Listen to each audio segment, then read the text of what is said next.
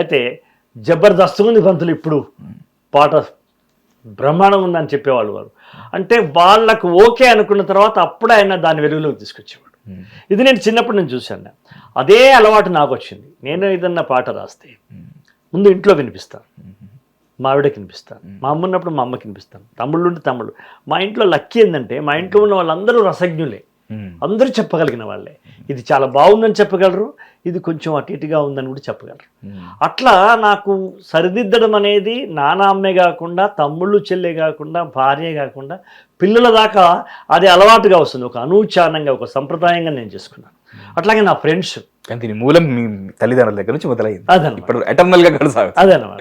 Eternal పదం చాలా ఎక్కువసార్లు అవసరం కూడా ఉంది.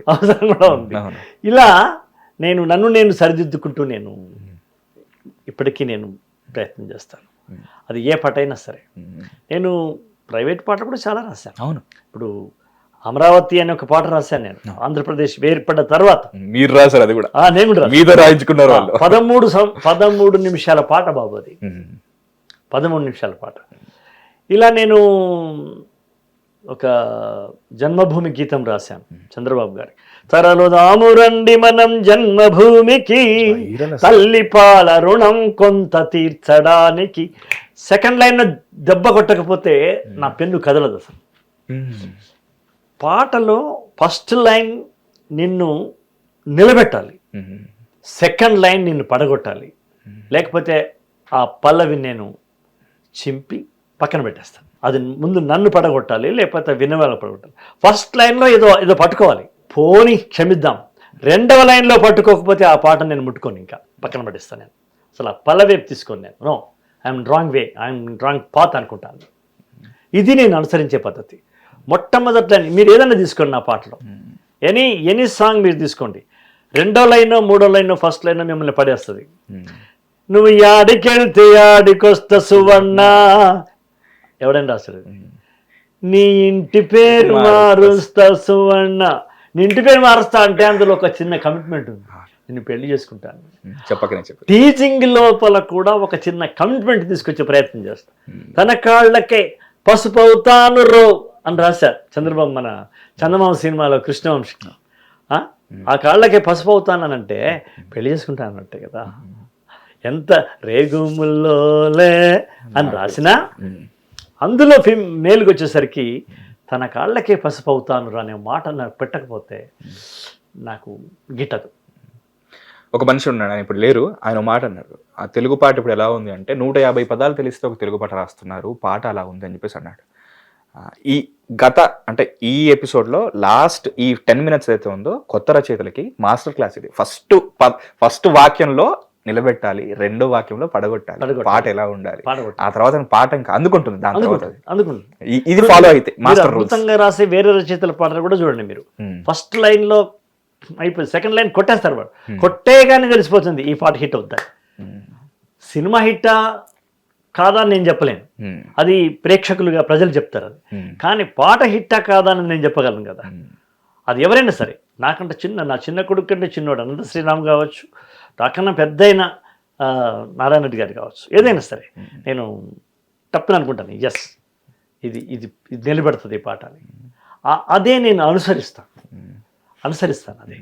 గురుగారు నాకు ఒకటి అనిపిస్తుంది, మీరు చాలా పుస్తకాలు రాశారు, మీరు చేసిరో లేదు నాకే తెలియదు, కానీ మీ తల్లిదండ్రుల మధ్యలో కొన్ని మూమెంట్స్ ఉన్నాయి, బ్యూటిఫుల్ మూమెంట్స్ ఉన్నాయి. వాటిని, ఆ సందర్భాలన్నింటినీ ఒక పుస్తకం తీసుకొస్తే చాలా గొప్పగా ఉంటుంది అనిపిస్తుంది.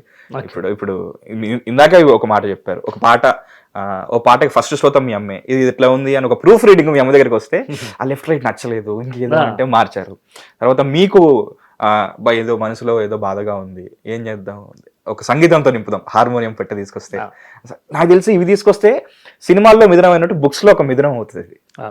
ఇది మీరు మీకు అంటే నా సజెషన్ మీరు తీసుకుంటారో నాకు తెలియదు, కానీ నాకు అనిపించింది. అయితే చాలా వరకు చూస్తున్నప్పుడు నోబెల్ ప్రైజ్లు అప్పట్లో సాహిత్యంలో చాలా తక్కువగా వస్తాయి ఇండియన్స్కి, ముఖ్యంగా ఒక రవీంద్రనాథ్ ఠాగూర్ గారికి అనుకుంటే సాహిత్యంలో మన దేశంలో వచ్చింది. కడుపు కాలితేనే, మంట రగిలితేనే కవిత్వం పుడుతుందని అంటారు, శ్రీశ్రీ కూడా అంటారు అన్నమాట. మీరు లైక్ ఎన్నో చేశారు అన్నారు కదా, మీ ఒక 20-22 ఇయర్స్ వచ్చే వరకు కూడా చాలా పడ్డారు, చాలా చూశారు. అప్పట్లో బాధ్యతలు కొంచెం తొందరగా ఎక్కువగా తీసుకోవాలి, తొందరగా అంటే ఒక 9 ఏళ్ళకే తీసేసుకోవాలి, 10 ఏళ్ళకే తీసుకోవాలి. అసలు ఆ జీవితం ఎలా ఉండేది? మీరు ఆ ప్రాసెస్లోనే మీకు శ్రమైక జీవనం తెలిసింది, ఏం చేయాలి, ఏంటి, వాళ్ళ బాధలు ఏంది, వాళ్ళ చెమట ఏంది, వాళ్ళ బాధ అన్నీ తెలిసింది. ఆ జీవితం ఎలా ఉండేది అసలు? అంటే శ్రమైక జీవనం అంటే ఇప్పుడు 10th వరకు అయితే నేను మా ఊళ్ళోనే మా అమ్మ నాన్న దగ్గర ఉండేవాడిని. సీతారాంపురం నడుచుకుంటూ వెళ్ళేవాడిని. సీతారాంపురం అంటే మా అక్కయ్య కొడుకు ఉత్తేజూరు అనమాట. అది మీకు ఇండస్ట్రీకి రావడానికి ఒక చిన్న షేప్ షిఫ్ట్. వాడే తీసుకొచ్చింది. చాలా వరకు ఒప్పుకోరు పెద్దలు. ఒక ఏజ్ వచ్చిన తర్వాత, ఒక స్టేజ్ వచ్చిన తర్వాత, లేదు నేనే కష్టపడ్డాను అంటారు, కానీ మీకు ఏ ఇది లేకుండా. అవును, లేకపోతే సినిమానే లేదు నాకు. వాడు తీసుకొచ్చి ఇంట్లో ఉంచుకుని నేను ఎక్కడ ఉండాలి, అల్లుడు మీ అల్లుడు అయ్యుండి రావామయ్య అని చెప్పేసి ఎక్కడ ఉండాలంటే నా దగ్గరే ఉండు, నా దగ్గరే తిను, ఓకేనా. నేను ఎవరి దగ్గరికి ఒక్కరికి పోయి అక్కడ గేట్ దగ్గర నిలబడను, లేదు నేను నిన్ను తీసుకుపోయి దాసరి గారి దగ్గరికైనా సరే నేనే తీసుకెళ్తా, నిన్ను ఏ గేట్ దగ్గర ఎవడు అప్పుడు. ఇన్ని వాగ్దానం అయిన తర్వాత వచ్చా.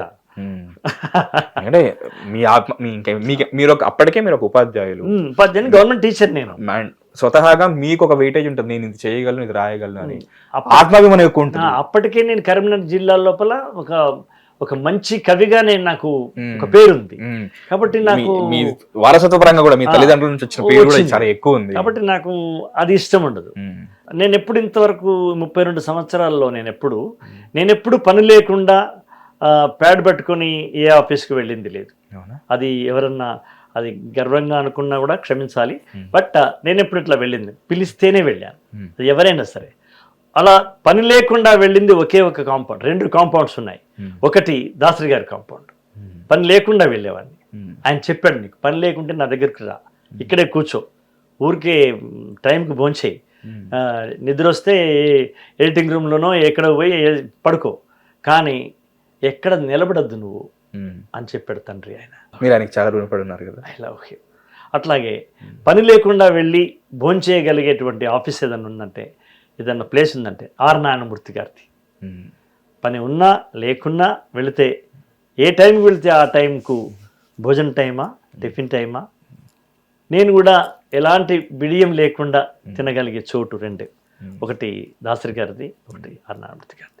హిట్ టీవీ యాప్, ఇందులో short news, live news, entertainment shows, movies, digital magazines తో పాటు మీ జిల్లా వార్తలను కూడా ఫ్రీగా చూడొచ్చు. ఇంకెందుకు ఆలస్యం, వెంటనే హిట్ టీవీ యాప్ ని డౌన్లోడ్ చేసుకుని ఫ్రీగా ఎంటర్టైన్మెంట్ పొందండి. Hit TV app. Hit TV app. Please download hit TV app. Hit TV app ని ఫ్రీగా డౌన్లోడ్ చేసుకొని ఎంజాయ్ చేయండి. మీకు నచ్చిన ఎంటర్టైన్మెంట్ కోసం హిట్ టీవీ యాప్ ని ఫ్రీగా డౌన్లోడ్ చేసుకొని ఎంజాయ్ చేయండి. హిట్ టీవీ యాప్ ని డౌన్లోడ్ చేసుకుని ఆస్వాదించండి, ఆశీర్వదించండి. ఇంతమంది సెలబ్రిటీలు హిట్ టీవీ యాప్ ని డౌన్లోడ్ చేసుకోండి అని చెప్తున్నారంటే ఎంత మంచి యాప్ ఆలోచించండి. అమెరికా అమెరికాలో చదవాలనుకునే వాళ్ళకి విశ్వసనీయమైన పేరు మన శౌర్య కన్సల్టెన్సీ. UK లో 1 year masters, 2 years work permit up to 5 years visa. Contact Saurya Consultancy. Contact 89851 89851.